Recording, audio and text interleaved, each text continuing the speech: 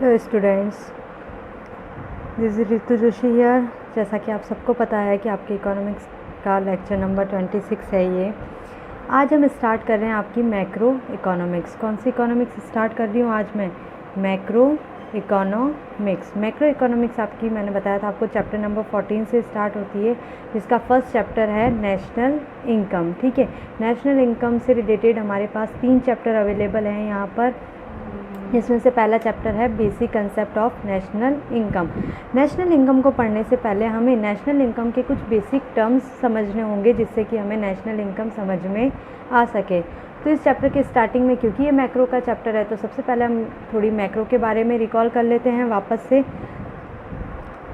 Meaning of macro economics. The word macro is taken from Greek term macros. कहाँ से लिया गया है? ये ग्रीक टर्म मैक्रोस से लिया गया है। Which means large.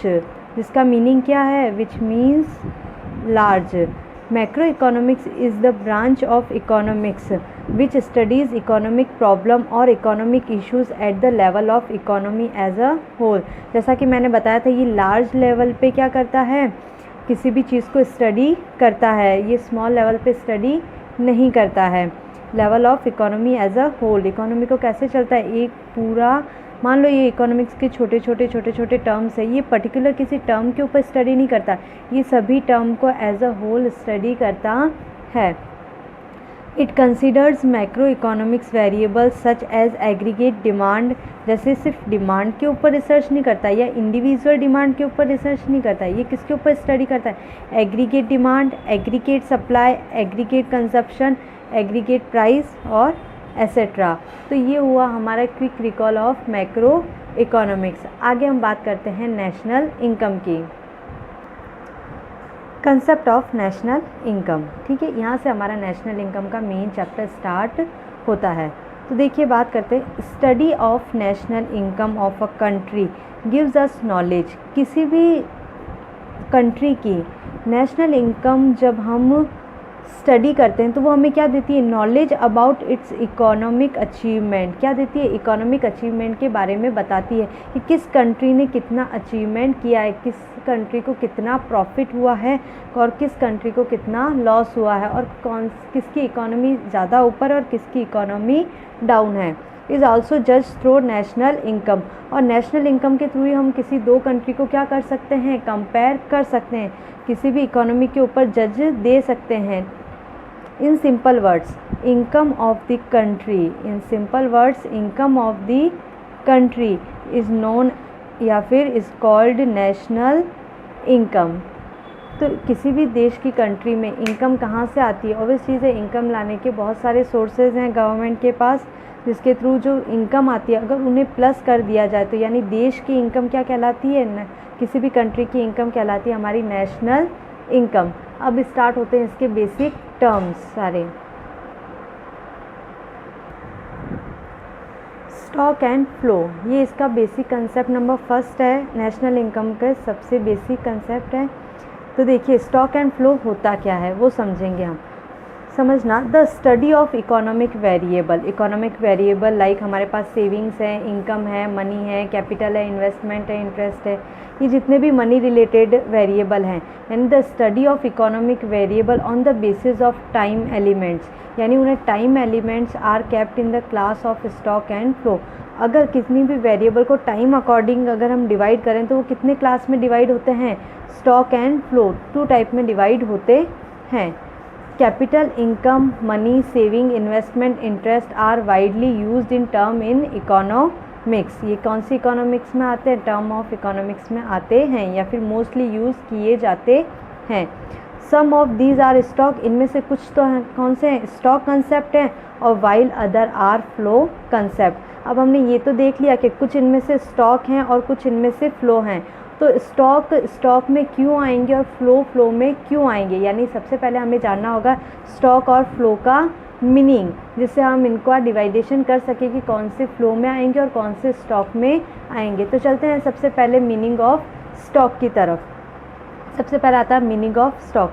When we study the economic variable, यानी जब भी हम कोई इकोनॉमिक वेरिएबल को point of specific time, at a point of specific time, क्या बता रहा है वो, specific time, then it is called stock. यानी कहीं किसी भी इकोनॉमिक वेरिएबल का हम किसी एक स्पेसिफिक पॉइंट पे स्टडी करते हैं, ठीक है, किसी भी इकोनॉमिक वेरिएबल को अगर एक स्पेसिफिक टाइम पीरियड पर या उसके पॉइंट पर स्टडी किया जाए तो वो क्या कहलाता है, स्टॉक कहलाता है।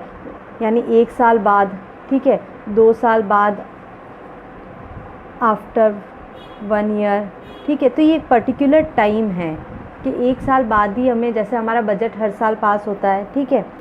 अकॉर्डिंग टू शपीरो, शपीरो ने भी स्टॉक की डिफाइन दी है, तो according to professor Shapiro, stock are the quantities which are measured at a point of time.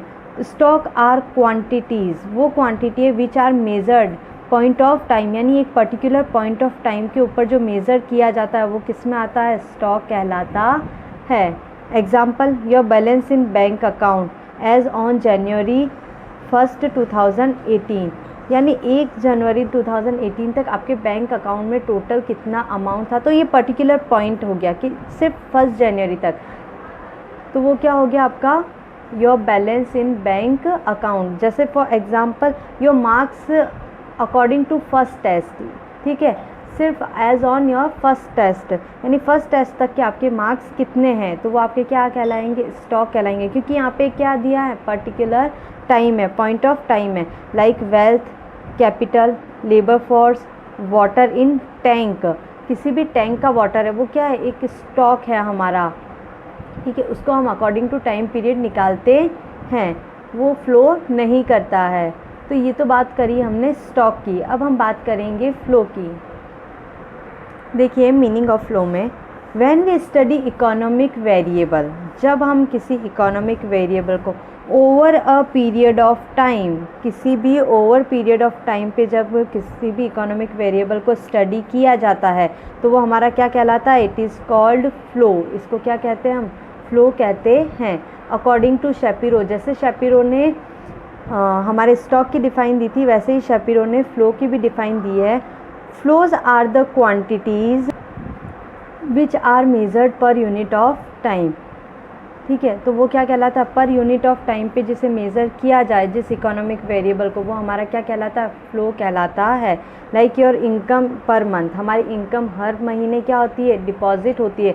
Like your आपकी भाषा में बोले तो आपकी फ़ीस जो कि पर मंथ क्या होती है, डिपॉजिट कराई जाती है। वो एक स्टॉक तो है नहीं कि आपके पास, हाँ अगर आप ईयरली फ़ीस जमा कर डिपॉजिट करा देते हो तो वो किस में आ जाएगा, वो स्टॉक में आ जाएगा। लेकिन आप मंथली फ़ीस डिपॉजिट कराते हो तो वो किस में काउंट होगा, आपका फ्लो में काउंट किया जाएगा। कंजप्शन सेविंग, कंजप्शन सेविंग्स, हमारी सेविंग क्या होती है, हम बार बार निकलवाते नहीं है, सेविंग यानी एफडी हो गई हमारी फिक्स डिपॉजिट। इंटरेस्ट किसी चीज़ का।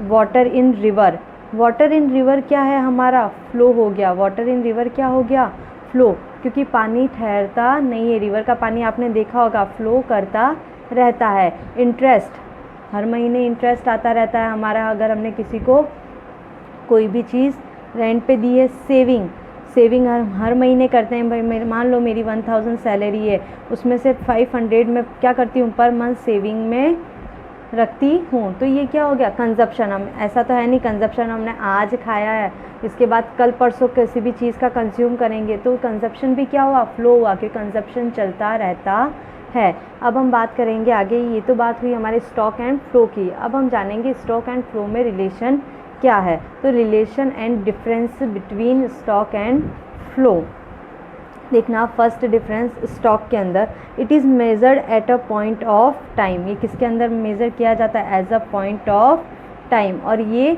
पीरियड ऑफ टाइम में मेज़र किया जाता है। For example your saving as on January 1, 2018 like ₹1000 थे।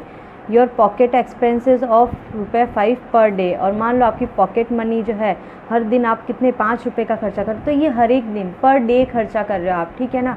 पर्टिकुलर ऐसा नहीं है कि वन ईयर के बाद या आफ्टर 1 ईयर आप खर्चा कर रहे हो, नहीं, ये खर्चा आपका चालू है। Stock is not time dimension, stock time dimension नहीं होता, यानी स्टॉक का टाइम पीरियड बार बार चेंज नहीं कर सकते। But flow is a time dimensional as per hour per month, per year, ठीक है। इसका टाइम डायमेंशनल है यानी चेंजेबल है। Stock influence the flow, stock होगा तभी तो फ्लो होगा, यानी स्टॉक किसको इन्फ्लुएंस करता है, फ्लो को इन्फ्लुएंस करता है। उसी तरह flow influence the stock, flow होगा तभी तो स्टॉक में आएगा। Greater the stock of capital greater is flow of goods and services. Monthly increases in the supply of money Leeds on increase in quantity of money. अब ये mutual depend कैसे करते हैं एक दूसरे पे, ये मैंने एक डायग्राम के थ्रू एक्सप्लेन करने वाली हूँ आपको मैं। ये है हमारा फ्लो, ये हमारा क्या फ्लो, डिपॉजिट करवाया, डिपॉजिट हुआ मेरे, मान लो मेरे स्कूल से डिपॉजिट हुई मेरी सैलरी 1000, ठीक है। ये मेरे कहाँ गई डिपॉजिट होके, मेरी बैंक यानी मेरे सेविंग अकाउंट में, तो वो सेविंग अकाउंट में मेरी सेव हो गई। तो कितना था मेरा, जितना निकलवा लिया उतना ठीक है, जितना विड्रॉ करवा लिया वो तो फ्लो में चला गया। लेकिन मैं पूरी की पूरी सैलरी तो नहीं निकलवाती हूँ, कुछ तो मेरे सेविंग में पड़ा रहता। तो 1 जनवरी तक मेरे पास जो 1000 रुपये स्टॉक के रूप में पड़ा था वो मेरा क्या कहलाता है, स्टॉक कहलाता है। और जो मैंने निकाल लिया यानी ये फ्लो में आ गया मनी, तो वो क्या कहलाया, आपका फ्लो कहलाया। और यहाँ से जो अंदर गया वो भी क्या हुआ, फ्लो हुआ मनी का। तो ये हुआ इसका डिपेंडेंस कि flow depends on stock and stock depends on flow, ठीक है। तो ये एक दूसरे को क्या करते हैं, इन्फ्लुएंस करते हैं, एक दूसरे पर म्यूचुअली डिपेंडेंट रहते हैं। यहाँ पे ख़त्म होता है हमारा स्टॉक एंड फ्लो का। आगे हम नए टॉपिक के साथ बात करेंगे।